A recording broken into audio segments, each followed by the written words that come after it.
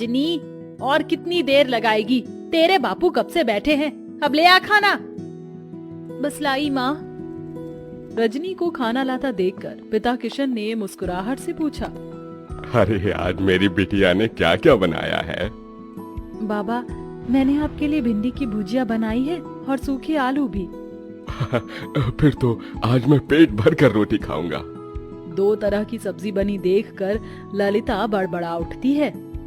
अरे लड़की, 2 टाइम की सब्जी एक ही बार में क्यों बना दी तूने? एक तो ऐसे ही तेरे बाबा की कमाई धमाई नहीं है और महंगाई इतनी है। जाने दो ललिता, अब तो बना दिया बिटिया ने। कल को ब्याह कर अपने ससुराल चली जाएगी ना तो बहुत रोगी तुम। अब गुस्सा थूक दो और बिटिया के हाथों का खाओ। ये लो। किशन जैसे ही खाने का निवाला ललिता को खिलाता है, ललिता का मुंह चढ़ जाता है। आथू, अरे बेलुड़ी, आज फिर तूने रोटी जला दी। अरे तेरे दादा परदादा की आटा चक्की नहीं जो मुफ्त का आटा आता है, दाम देख कर खरीदना पड़ता है। रोज रोज जली रोटी बनाती है। यही हाल रहा तो पता नहीं ससुराल जाएगी तो कैसे बरसेगी।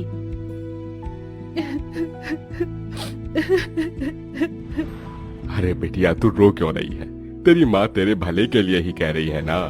मैं क्या करूं बाबा, मैं इतनी कोशिश करती हूँ गोल रोटी बनाने की, मगर आड़ी टेढ़ी बन जाती है और जैसे जब तवे पर सेकती हूँ तो आग से जल जाती है। देख रजनी, कल तुझे देखने लड़के वाले आ रहे हैं। अच्छा खासा घर द्वार है उनका। मैं नहीं चाहती कि ये रिश्ता हमारे हाथ से जाए, समझी? अगले दिन सरस्वती अपने परिवार के साथ रजनी को देखने आती है। रजनी नजरें झुकाए हाथों में चाय नाश्ता लिए आती है। जी नमस्ते, लीजिए। भाई वाह, ये समोसे और कचौरी तो बड़ी स्वाद भरी है। ललिता जी, किसने बनाया? जी ये समोसे कचौरी सब बिटिया ने बनाया है। अरे वाह, ये तो सोने पर सुहागा हो गया। रूप की धनी तो है ही, खाना बनाने में तो हलवाई जैसा हाथ पाया है। अब तो आप शहनाई बजाने में देर मत कीजिए। मुझे अपने शुभम के लिए आपकी रजनी पसंद है। लड़के वालों के जाते ही किशन ने कहा, क्या जरूरत थी भाग्यवान उनको झूठ बोलने की, और इससे तो एक रोटी तक नहीं बनती। अगर सच बोल देती ना तो वो लोग रिश्ता तोड़कर चले जाते, और इस तरह से इसका रिश्ता कहीं नहीं लगेगा। सारी जिंदगी कुंवारी बैठी रहेगी। अगर तुम्हारे पास लाखों का दहेज देने को हो तो ढूंढ लो नौकर चाकर वाला घर। अरे शादी के बाद ससुराल जाएगी तो धीरे धीरे सीख जाएगी।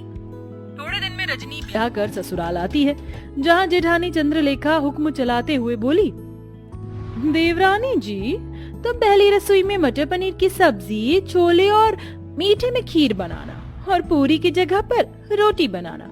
वो क्या है ना, हम सब रोटी खाने के शौकीन हैं। ये सुनकर गरीब रजनी दुविधा में आ जाती है और जैसे तैसे पहली रसोई की रीत निभाकर सबको परोसती है। रोटी का जला हाल देखकर सरस्वती ने कहा, रजनी बहू, ये कैसी जली पकी रोटी बनाई है? भट्टी में सेक कर लाई है क्या? वही तो माँ जी, ऐसी कोयले से काली रोटी तो कुत्ता भी ना खाए। अरे मैं तो गरीब घर की ये देख कर उठा लाई थी कि गरीब की बेटी को सुखी घर परिवार मिल जाएगा। जा चंद्रलेखा बहू, तू रोटी बना ला, क्योंकि इस गरीब की बेटी की तो बस की नहीं है एक रोटी भी बनाना। और तू मेरी गरीब बहू, जा जाकर इस रोटी को बाहर फेंक दे। सास से जली कटी सुनकर रजनी रोटी लेकर बाहर चली आई। मैं इस रोटी को फेंकूंगी नहीं, क्योंकि अन्न की बर्बादी होगी। किसी जरूरतमंद को दे देती हूँ। तभी एक उम्रदार बुढ़िया उसके पास चलकर आई। बेटी, रोटी खिला दो, बहुत भूखी हूँ। ये लो अम्मा, क्षमा करना, रोटी जरा जली हुई है और मेरे पास कोई सब्जी भी नहीं। मेरी पोटली में गुड़ है, उससे खा लूंगी। बुढ़िया हबड़ हबड़ कर रोटी खाने लगती है। तभी रजनी का परेशान चेहरा देखकर वो पूछती है, बेटिया तुम परेशान क्यों हो? अम्मा, मेरी लाख कोशिश करने के बाद भी मुझसे गोल और अच्छी रोटी नहीं बनती। मेरी जेठानी अच्छा खाना बनाती है, इसलिए रसोई पर एक अकेली उनका अधिकार जमा है। मेरी सास ने मुझे बहुत ताने दिए। तत्पश्चात बुढ़िया पोटली में से एक तवा उसे देकर बोली, ये लो बेटी, ये जादुई तवा है, इससे अब तुम्हारी सारी परेशानी टल जाएगी। इस तवे पर बनने वाली रोटी जादुई रोटी होगी। धन्यवाद अम्मा। रजनी बुढ़िया का दिया हुआ जादुई तवा घर लेकर आई और अपनी सास से निडर होकर कहा, माँ जी, रात की रसोई मैं पकाऊंगी। इस बार कोई भूल चूक नहीं होगी, वादा करती हूँ। लगता है सवेरे की बेइज्जती से मेरी गरीब देवरानी का मन नहीं भरा, जो फिर जली कच्ची रोटी बनाकर नाक कटवाना चाहती है। देवरानी जी को एक मौका दे दीजिए माँ जी। ठीक है, मगर इस बार की रोटी भी तूने जली बुरी बनाई तो मैं तुझे कतई माफ नहीं करूंगी, मेरी गरीब बहू। रजनी रसोई में लग जाती है। सब्जी तो बन गई है, अब फटाफट से रोटी बनाती हूँ। रजनी जैसे ही चूल्हे पर तवा चढ़ाती, वह खरे सोने के समान चमचमाने लगता है। वह टेढ़ी मेढ़ी रोटी बेलकर तवे पर जैसे ही डालती है, रोटी जादू से एकदम गोल आकार की बन जाती है। अरे वाह, पहली बार मेरी रोटी एकदम गोल और प्यारी बनी है। ऐ मेरी जादुई रोटी, मैं चाहती हूँ कि तुम एकदम फूली बन जाओ। गरीब रजनी के कहते जादुई रोटी फूल कर गोल मटोल हो जाती है। वह सभी को रोटी परोसती है, जिसे खाकर सब दिल खोल कर तारीफ करते हैं। वाह रजनी बहू, तुम्हारी बनाई रोटी में अमृत जैसी मिठास भरी है। सचमुच रजनी, बिना सब्जी के भी रोटी बड़ी स्वाद लग रही है। सच में रजनी बहू, तेरे हाथ की रोटी खाकर तो जी ही नहीं भर रहा। जाने क्या जादूगरी भरी है तेरी इस रोटी में। धन्यवाद माँ जी। रजनी की तरफदारी सुनकर चंद्रलेखा भीतर ही भीतर जल भून रही थी। सवेरे तो एकदम गुड़गोबर खाना बनाया था इसने, एकदम से ऐसा क्या चमत्कार हो गया जो मेरी गरीब देवरानी इतनी गोल फूली रोटी बना लाई। यूं ही दिन गुजरने लगे। तवे के सहारे रजनी ससुराल वालों को जादुई रोटी बनाकर खिलाती। सभी उससे खुश रहने लगे। एक दिन उसके माता पिता उससे मिलने आए। जी नमस्ते। समधन जी, समधी जी, आप दोनों आइए ना। रजनी बहू, देख तो कौन आया है। अपने गरीब माता पिता को देखकर रजनी की आंखों में आंसू छलक आए। माँ, बाबा, कैसे हैं आप? हम ठीक है बिटिया, तुझसे मिलने का मन किया तो आ गए। तुझे सुखी देखकर अच्छा लगा। अब चलते हैं। अरे ऐसे कैसे आए हैं, तो अपनी बेटी के हाथों की रोटी खाकर जाइएगा। रजनी रसोई में आकर रोटी बनाने में लग जाती है। आज मौका अच्छा है, जाकर देखती हूँ ये माजरा क्या है। चंद्रलेखा बहू, कहाँ चल दी? जाकर हल्दीराम से मिठाई समोसे ले आओ। जी माँ जी। इस गरीब देवरानी की किस्मत इतनी अच्छी है, आज भी बच गई।